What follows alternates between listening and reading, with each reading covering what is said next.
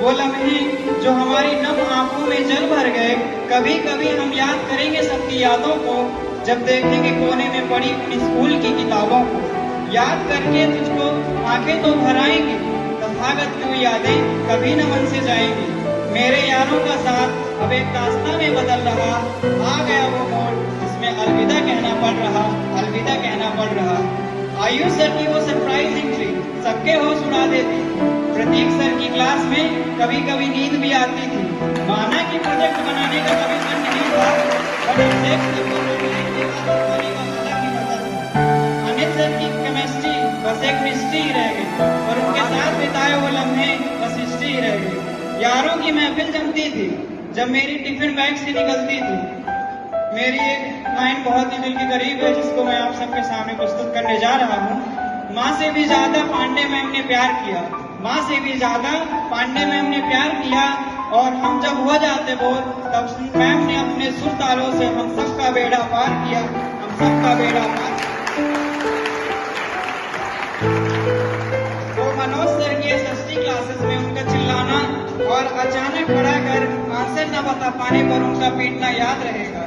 Dilshad sir की classes में पीछे बैठ के लंच कौन खाएगा, और पूरे दिन जिसका हमें इंतजार था वो आर्मी सर का पीरियड कब आएगा।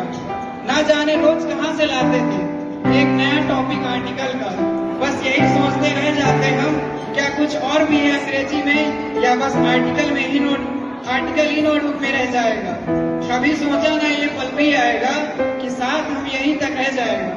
वो अभिषेक सर का मोटिवेशन ना जाने कौन सा रामबाण था, जब तक सुनते ऐसा लगता मानो बस हंसते गाते UPSC नीट निकाल ले जाएंगे।